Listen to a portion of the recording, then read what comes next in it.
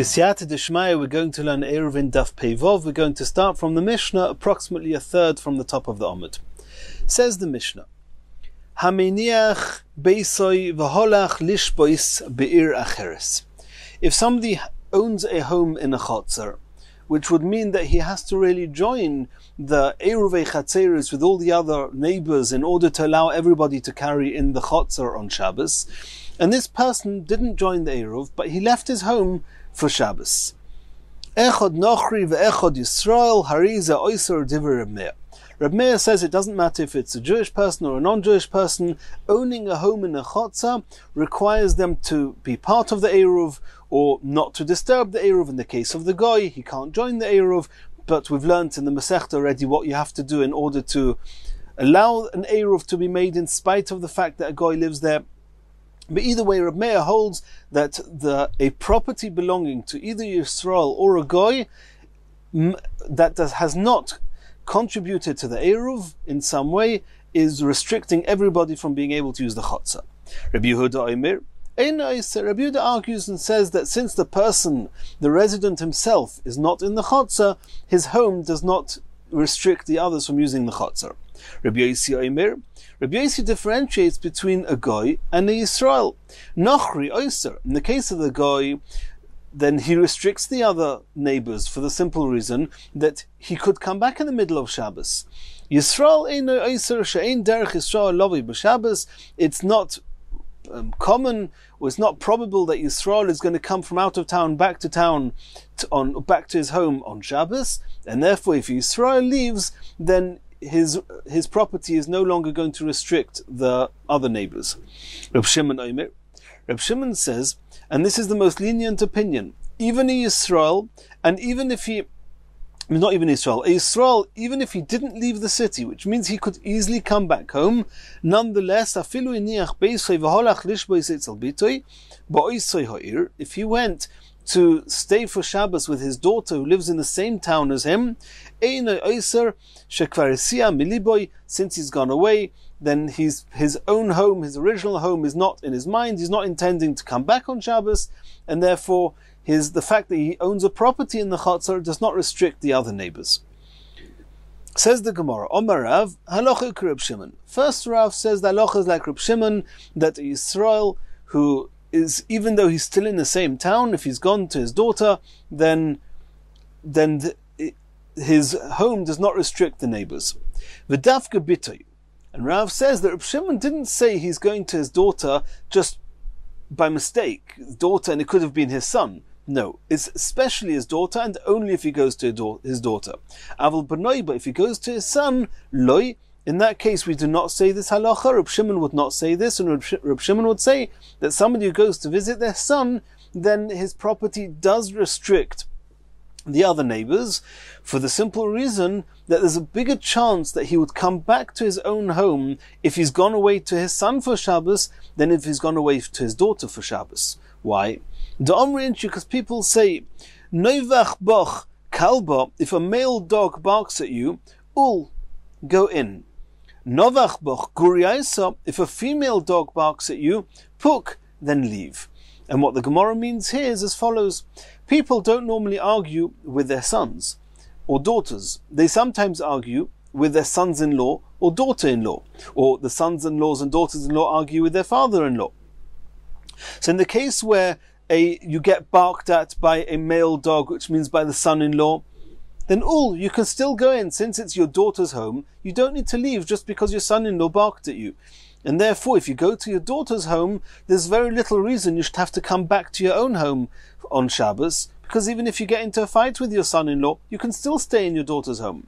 However, if you go to your son's home and your daughter-in-law starts barking at you, then you would have to leave the house because it's her home, and whether you have to leave the house or you would want to leave the house, you'd feel most comfortable to leave, and therefore this person will go back to his own home, and therefore, even though he's left his home for Shabbos, we're afraid he's going to come back in the middle of Shabbos, and therefore his home restricts the other neighbors from carrying in the Chotzer unless he joined the Eruv. Says the next Mishnah, Boiru shebein shtei chatzeris.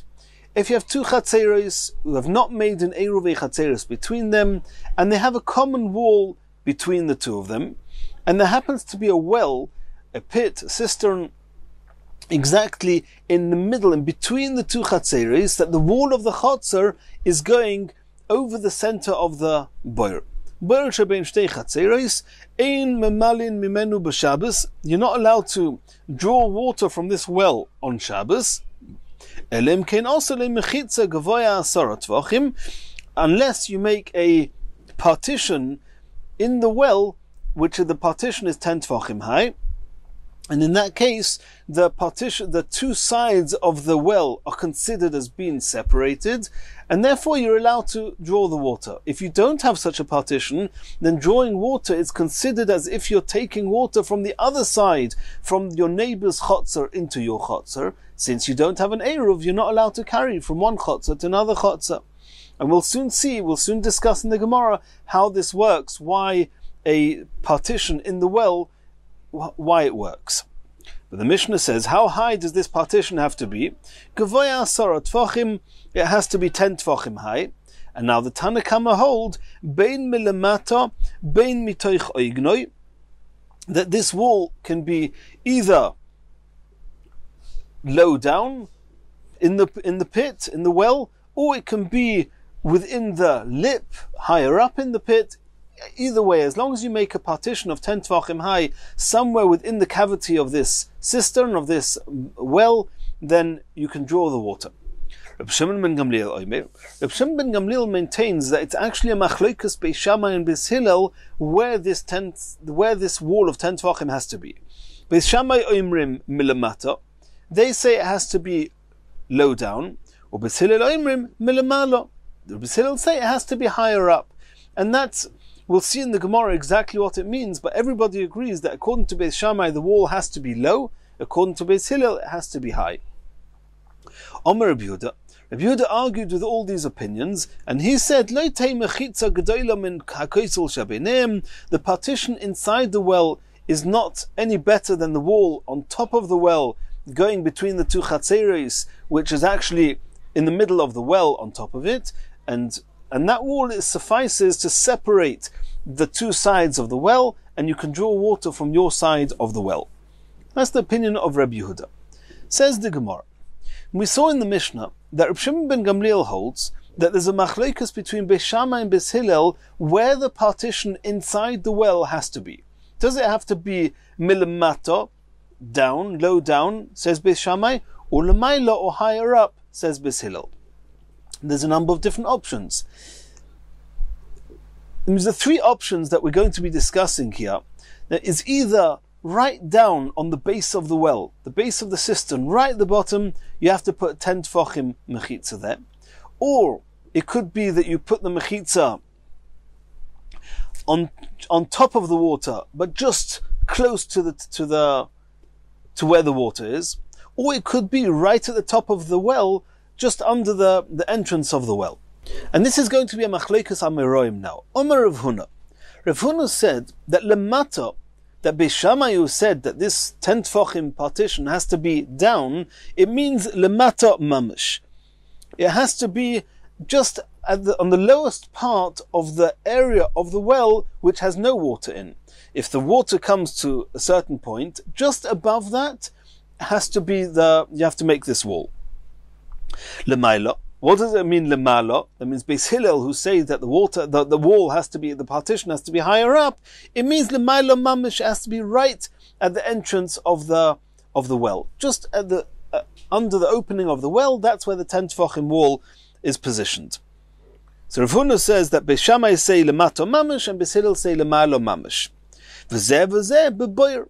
And when it says lemala on top, lemata underneath, what does it mean? It's not relative to where the water is, it's relative to the well itself, to the pit itself. That lemala means right at the top of the pit, the entrance of the pit, and the lemata means the lowest point just above the water. That was the opinion of Rav Huna. Rav Yehuda Omar. Rav Yehuda argues. Rav Yehuda says lemata. When Beis Shammai said that this partition has to be lemata, it means lemata min hamayim. It has to be right at the base of the well, right at the bottom. Lemalo. What does lemalo mean? When Beis Hillel say it has to be lemalo, it means lemalo min hamayim. It has to be just above the water. So according to what Rav Huna says is called lemata, according to Rav Yehuda is called lemala, which means above the water, just close to the water. Continues the Gemara. Omale Rabbi bar Rav Chanan l'Abaya. Hada Omar Rav Yehuda. This that Rav Yehuda says that lemata is lemata min hamayim, that the water, that this partition has to be, according to Beis Shammai, it has to be lemata. It means right at the bottom of the well. Ma'ishna lemata mamish. Why could lemata, according to Beis Shammai, not mean that it's just above the water? Why according to Rav Yehuda, not like Rav Huna? Rav Huna says that lemata means just above the water. Rav Yehuda says that lemata means the bottom of the pit. Why according to Rav Yehuda can it not be just above the water?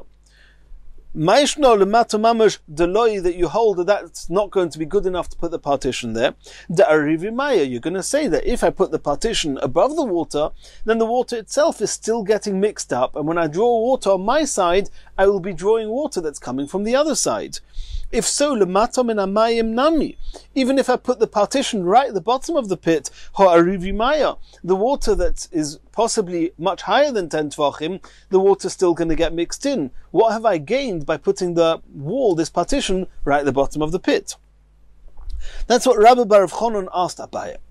Omar le, Abaya answered him, Lo yishmir lecha had Omar Rav Yehuda Amar Rav. Did you not hear what Rav Yehuda said in the name of his Rebbe Rav?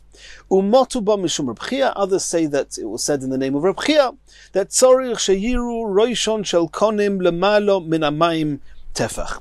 That this Rav Yehuda, who's explaining Beis Shammai, that lemata means that this partition has to be positioned at the base of the well, he also said that the top of the partition has to be protruding beyond the top of the water, a tefach, which means that according to Rav Yehuda, according to Beis Shammai, the entire water from top to bottom plus a tefach above it has been completely partitioned and separated. Okay, so we understand Rav Yehuda's explanation in Beis Shammai. Let's move to Rav Yehuda's explanation of Beis Hillel.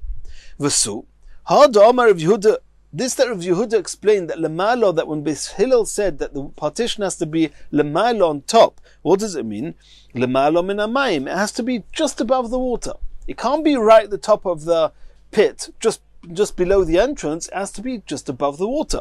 Ma'ishna lemalo mamish. Why are you arguing with Rav Huna, who says that lemalo means right at the top of the entrance of the well? Why do you say that's not good enough? Deloi, Maya, because you're going to say, if I'm putting the wall so far above the water, what am I gaining? The water's going to be mixed up, and if I draw water on my side, I'm taking water from the other side. I'm not allowed to do that. So what have you gained by putting it a little bit lower, so it's just above the water level? The water is still getting mixed together. The water's getting mixed. Omar le. So you again answered him, Lo yishmir lecha hadu toni Yaakov Karchina. Did you not hear what Yaakov Karchina said? That tzorich sheyishka roshei konim b'mayim tefach. That there has to be some type of separation in the water itself. Not as far as Beis Shammai goes, that the whole water has to be separated. No.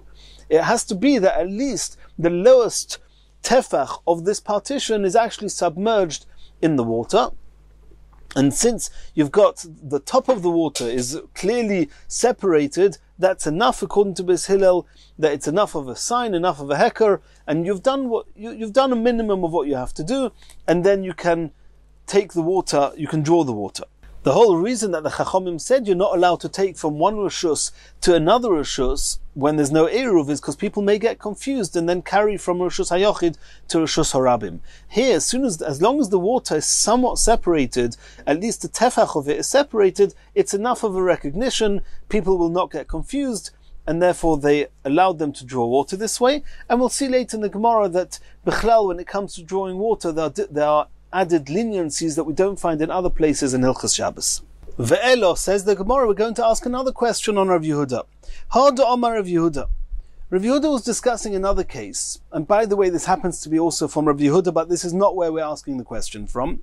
Kairo, if you have a beam, arba, which is 4 tfachim wide, Materes b'churva, you have this dilapidated building, this ruin, and typically there would be a beam suspended someplace in this churva, the remains of a wall, And providing that the beam is 4 tefachim wide, then, so to speak, we would view the sides of this beam as virtually being extended right down to the floor.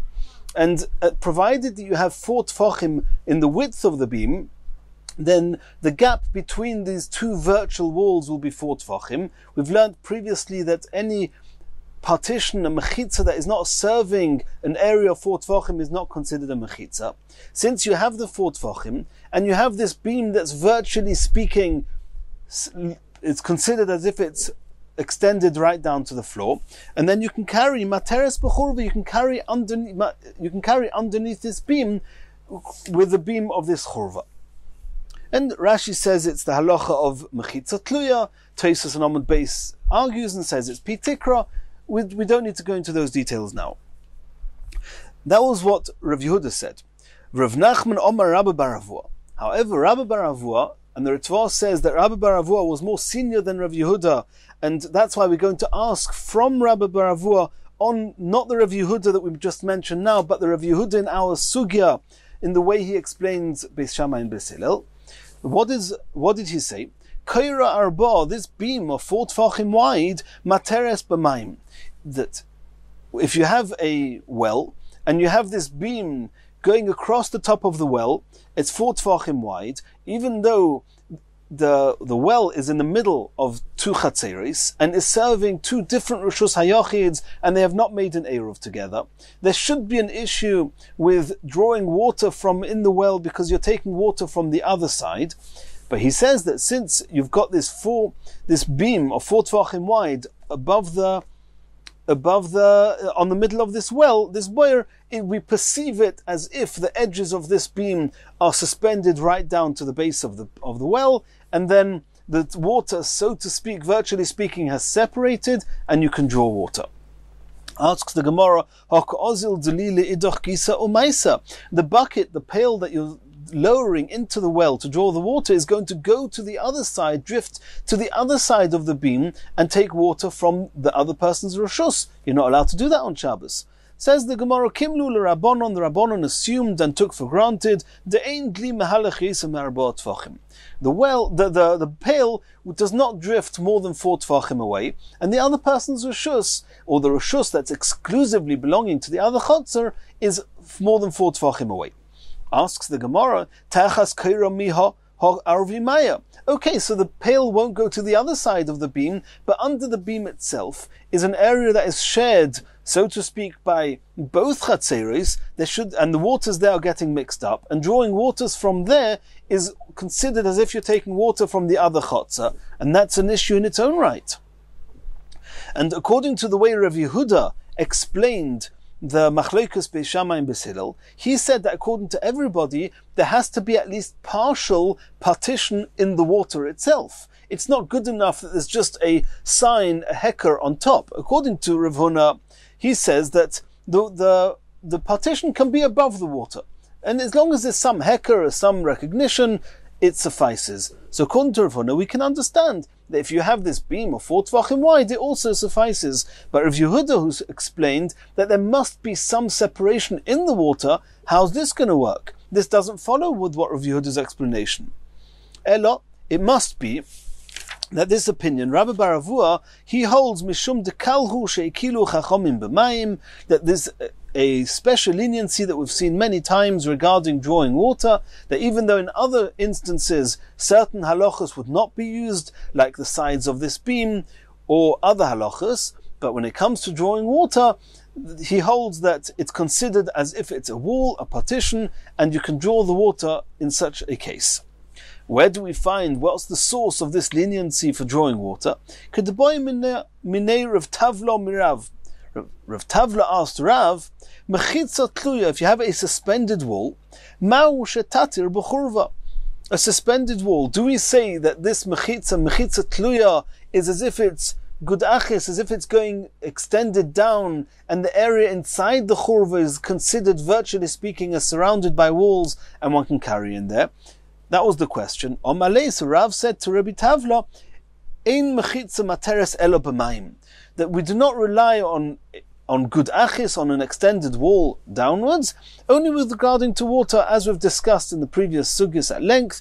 If you want to draw water from the sea, which is a carmelis, into Rishus HaYochid, then you make a mechitzas, you make these 4 walls suspended high up above the water. Through there, you can lower your pail and draw the water, and we view the walls around this hole that's through which the pail has been suspended. We view it as being extended right down, as if the water that you're drawing is coming from Rishus HaYochid. From Rishus HaYochid, you can take the water up.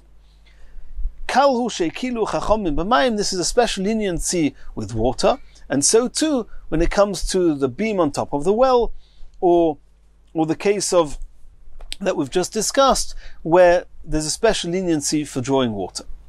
Continues the Gemara, Omer Rabbi Yehuda lo yitei mechitza. We saw in the Mishnah that Rabbi Yehuda's opinion is that the wall that's actually going between the 2 chatzeros above the center of the well, that's sufficient. I don't need an added partition inside the well.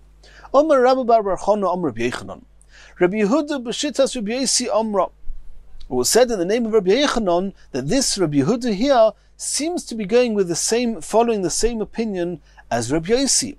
The Omar, Rabbi Yosi holds, not like we've seen previously, that mechitza tluya, according to some opinions, it's a machlokes whether mechitza tluya works or not. Rabbi Yosi says, the Omar mechitza tluya materes afilu biyabosha. He says that even on dry land, even not regarding being suspended over the sea in order to be able to draw water, he says that even on dry land, you can rely on a suspended wall, on a mechitza tluya. Ditnan. Where do we see? Where's this Rabbi Yosi? Ditnan. Hamashal shel defanois milemalo lemata. If you have walls that are, so to speak, being unraveled from top down, that means you started weaving the walls from the top, and you just extended the walls. You actually built the walls from top to the bottom. If you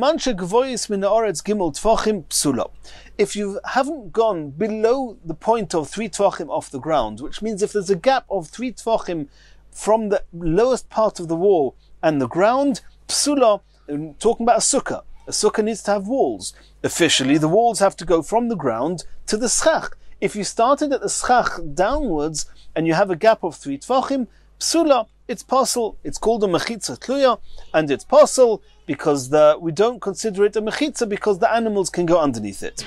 Mimato lemalo. If, however, you start building the walls from the floor upwards, im gavoyis asara tvachim, providing they are 10 tvachim high, kshira, it's a kosher wall for the sukkah, even though they did not reach the schach itself. That's the opinion of the Tanakama.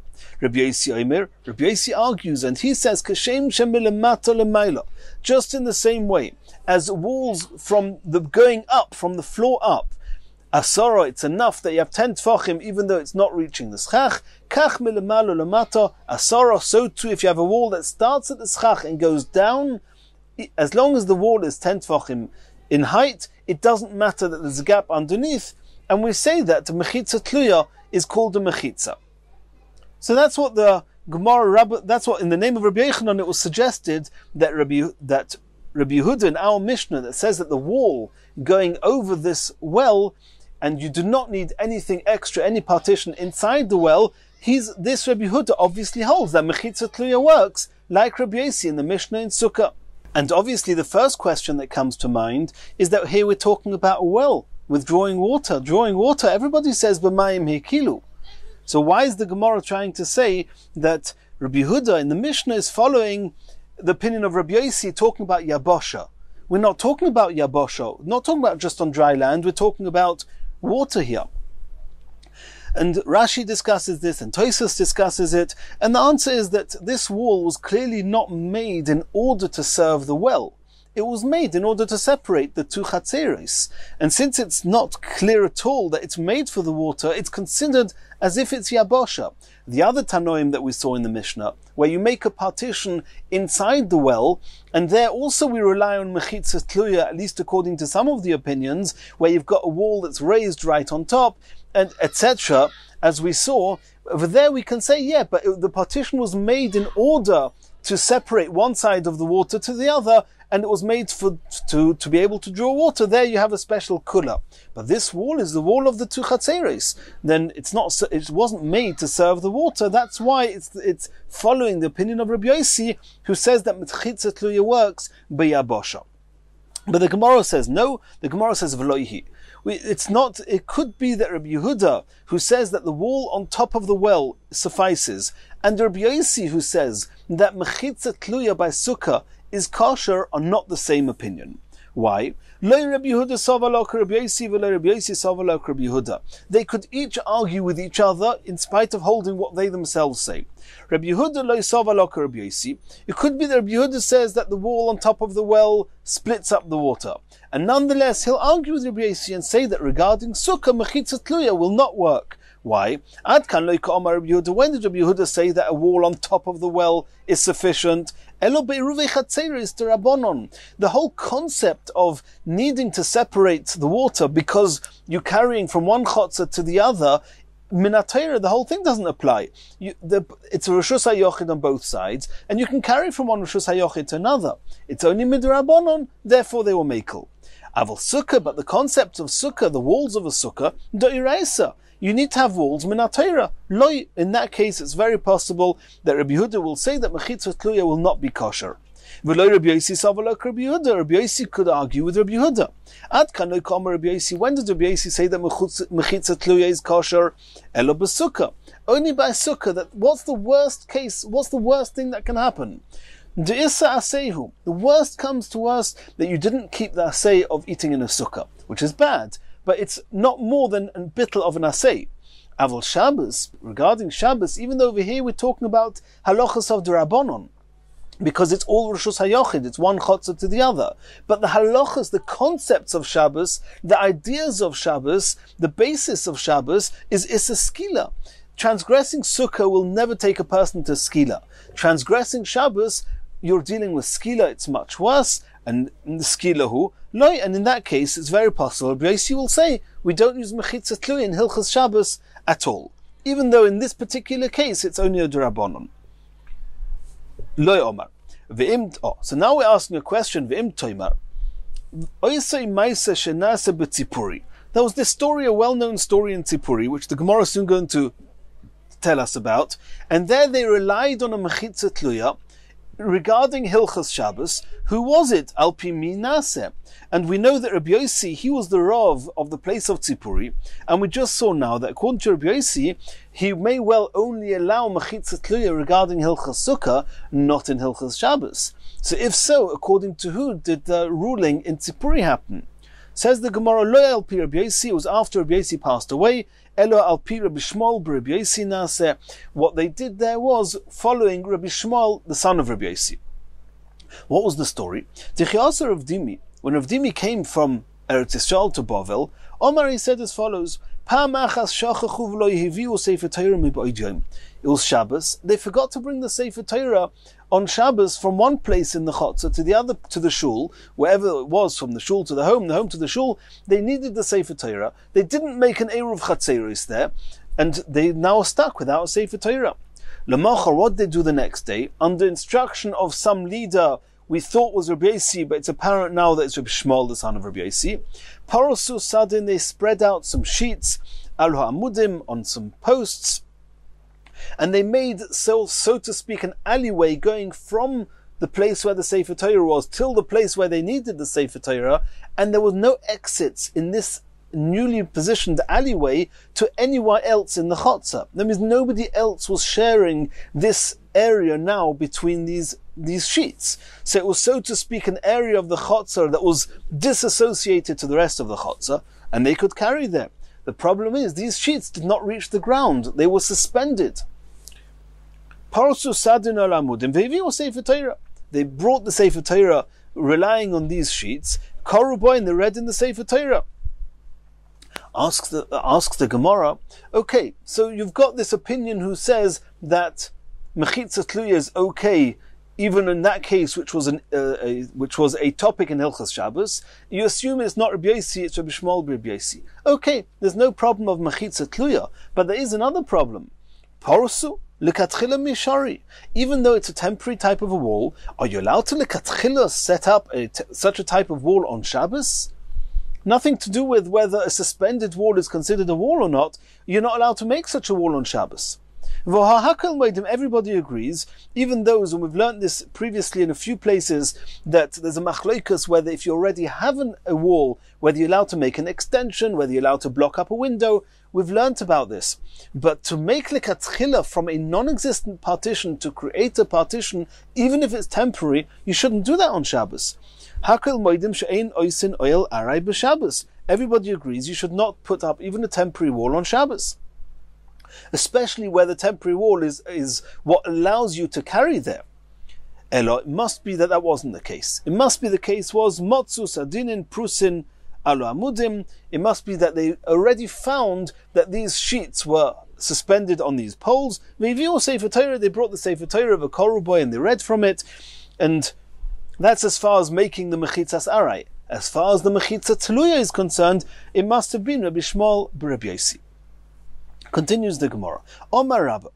Rabba maintained, Rabbi Yehuda, and again, this is the same Rabbi Yehuda in our Mishnah, who holds that a wall suspended above the well, a wall that's separating the two chatzeros, is enough that one can then draw the water on one side and not be concerned about the fact that the water from the other side is coming in. It's as if the two sides of the well have been separated completely, so to speak, as a mechitza tluya. And Reb Chanina ben Akavya, we'll soon see what Reb Chanina ben Akavya says, but whatever he says, Omru Dova Echad, they are based on the same, they're saying the same thing. Rabbi Yehuda Hada Omron, Rabbi Yehuda is the Rabbi Yehuda we've just discussed in our Mishnah. Reb Chanina ben Akavya, where do we find Reb Chanina ben Akavya? Titnan, we learned in a Braisa, Reb Chanina ben Akavya Omer. And this is a very fascinating concept, which is taking the world of virtual mechitzas to the next stage. Gazuz Torah, sheyesh bo arba amis al arba amis, choykik bo daled al daled umamale. And before we read the Gemara, let's try and introduce what's going on here. We've mentioned a number of times, the sea is a caramelis. It's more than beis osayim, and it's not mukaf lidira, and it's got the halachas midrabanon of a caramelis. You're not allowed to carry something from a caramelis into a shus hayochid. So this person has a home at the sea, on the edge of the sea, and he has a balcony protruding above the water. He wants to draw water, so he makes a hole in his balcony. He lowers his bucket, his pail into the sea, and he wants to bring up the water. The problem is you're not allowed to do that, because you're not allowed to draw water from a caramelis to Rosh Hashanah. So what do the Chachamim say? That you make a mechitza, you make a partition, 10 tefachim high, surrounding this area of 4 tefachim by 4 tefachim. We've already mentioned that a partition that does not serve 4 tefachim is not considered a partition. So you've got this 4 tefachim by 4 tefachim hole. Around it, either on top of the hole or under the hole, you have the 4 walls. And even though these walls are only 10 tefachim high, we say that it's as if the walls are extended down, gud aches mechitza. It's a kula shekilu boy b'mayim, and you can then we view these walls as if they are extended right into the water, and then the water you're drawing is the same reshus hayochid as the balcony that you're drawing the water to, and you can draw the water on Shabbos. Okay, so that's all very good. If you have your mirpeset, you have your balcony, you have a hole, you have a proper structure of 10 tefachim high going around this hole of 4 tefachim by 4 tefachim, and then you've got exactly what you need. What happens if you can't make such a structure of 4 tefachim, of 10 tefachim high, going round all 4 walls, each wall being 4 tefachim? If you haven't got that, the question is, can I take a flat board and virtually speaking, so to speak, as if to fold it?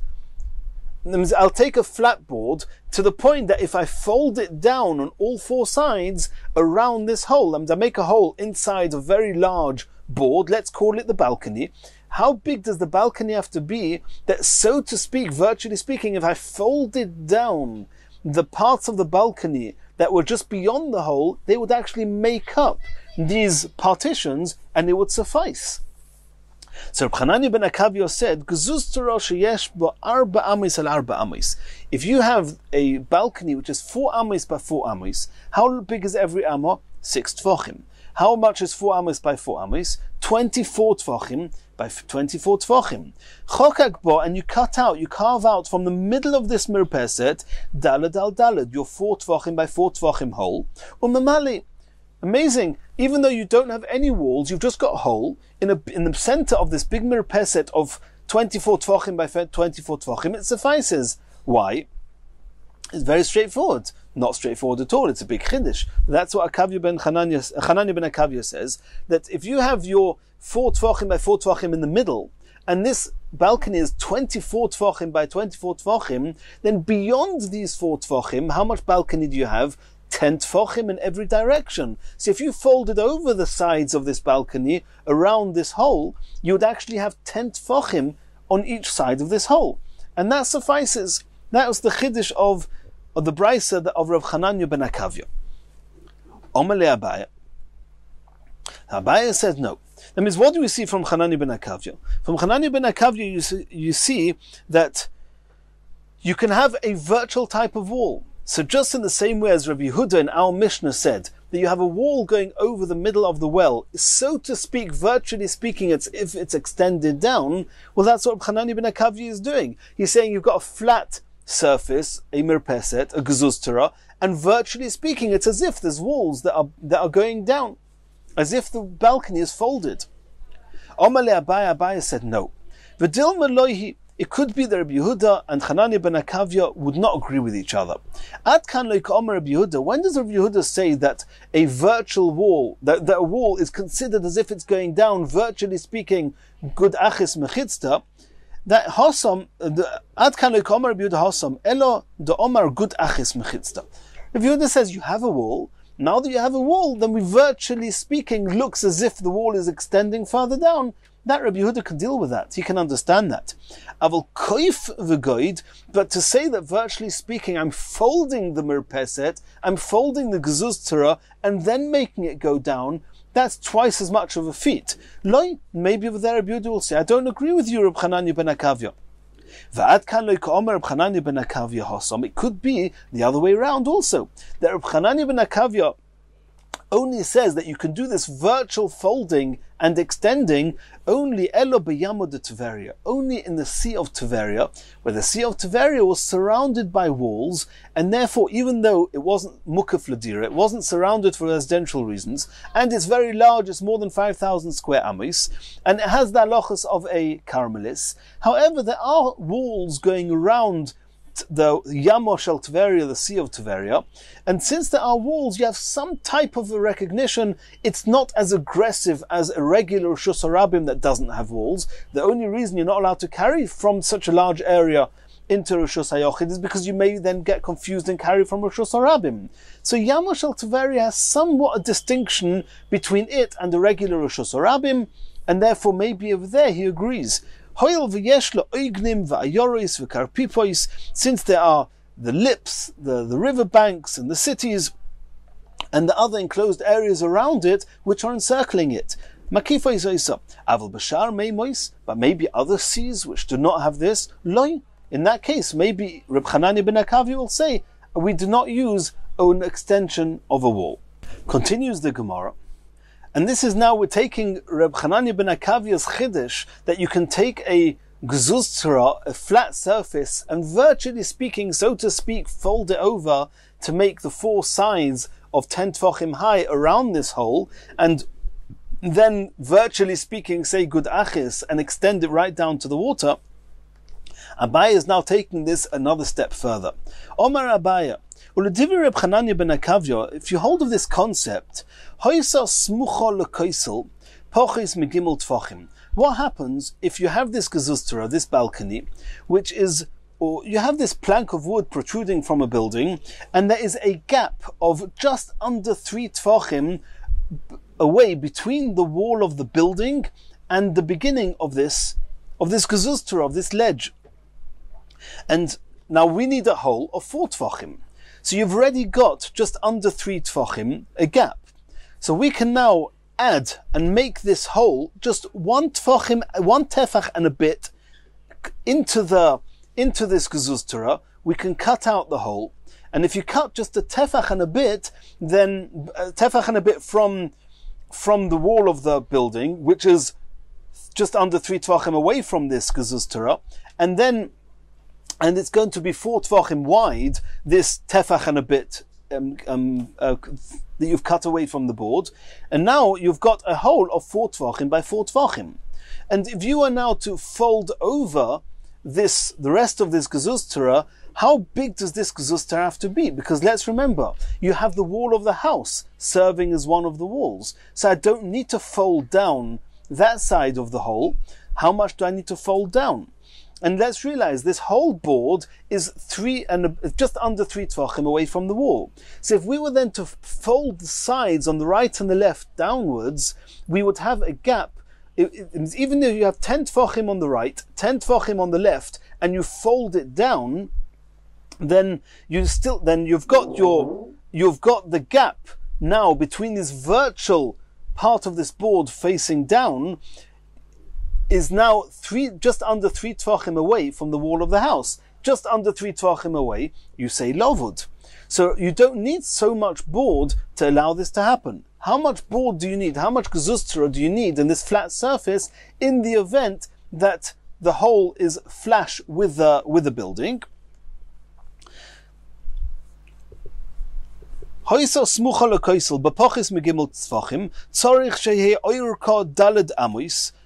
need that the length of this board from right to left is 24 tvachim, in order that once you've cut out your hole of a tefach and a bit wide to make up the 4 tvachim hole and the 4 tvachim wide, you still need 10 tvachim on either side to fold down to make, virtually speaking, the right hand wall and the left hand wall.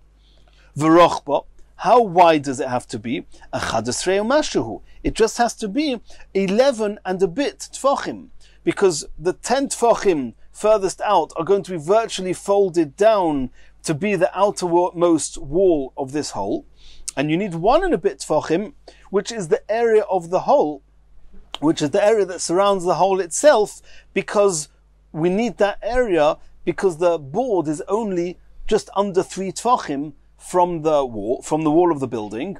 So I need to have a tefach and a bit to be mashlim to the 4 tvachim. If it's going to be any further away from the wall, then when I fold down these walls, I'm going to have 3 tvachim or more from the wall of the house. I won't be able to say lavud, and it will not suffice.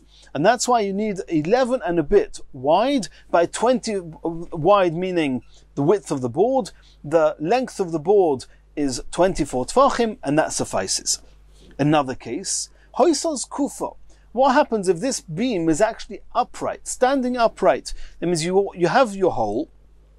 However you have the hole, or you're going to lower the pail just beyond the wall of the house, and you've got this board upright, and the board is the furthest wall from the house. That means if the house is furthest away from you, so to speak, and then you have the 4 tvachim where you're going to put the pail, and then you have a 10 tvachim of this board standing upright, making the outermost wall of these 4 walls. So all I need to do now is, so to speak, fold over the walls on the right and the left to complete the other 2 walls. But I don't need that those walls go right to the house, because I can use lovud. So how much do I need? First and foremost, I need to be 10 tvachim high, because that's how high these walls have to be. Because now we're not folding down, we're folding sidewards. How wide does that have to be? Which means that it needs to be 6 tvachim and 2 little extra bits. Why? 4 tvachim of it is going to be that outer wall, the 4 tvachim. I'm then going to fold over 2 tvachim and a bit, one tefach and a bit on each side. And if I fold over 1 tefach and a bit on each side, assuming this board is standing exactly 4 tvachim from the wall of the house, I, virtually speaking, fold this board 1 tefach and a bit. Now I'm left with just under 3 tvachim to the wall of the house on each side, and we say lavud. Rav Huna Breder of Yeshua. Rav Huna Breder of Yeshua says even another idea. What happens if you have a corner, so to speak, that you've got a corner where you want to lower your bucket, and you're putting this beam, this standing up pole and board, you're putting it in a position, if so to speak, you had let's just discuss it in directions of the world. If you had the north, you had the wall of the house on the north, the wall of the house on the west, and now I want to lower my pail into that corner, I need to add now a wall on the east and a wall on the south. So if I put a board on the corner of southeast, how big does that pole have to be? Because then I can virtually, so to speak, fold that board into two, making up the eastern wall and the southern wall. How much do I need? If we're at the corner, it has to be 10 tvachim high. That's how high these walls have to be. I need it to be 2 tvachim and 2 little extra bits. And if I put that exactly on a corner, 4 tvachim from the northern wall and 4 tvachim from the left-hand wall, and then I fold over to make a right angle, virtually speaking, a right angle, then if I have 1 tefach and a bit on the south, 1 tefach and a bit on the east, then the distance between the end of this virtual board and the wall on the north is just under 3 tvachim, and the distance between the virtual end of this wall and the wall on the west is just under 3 tvachim. I can say lavud, and then I have an entire enclosure. Says the Gemara. Now we have the big question. Reb Chananya ben Akavya himself, he said that gzustra sheyesh bo daled amos al daled amos, choykik bo daled al daled tvachim, umemale, and then you can fill up. Reb Chananya ben Akavya himself was talking about where you had 24 tvachim by 24 tvachim, which means you have to fold on all 4 sides. When would you ever have to do that? When you're lowering down your pail, it's going to be either close to the wall, it's going to be close to a corner. You should never have to fold all 4 sides because you have the building. Answers the Gemara. Asks the Gemara, in what case do you need to fold all 4 walls? Answers the Gemara,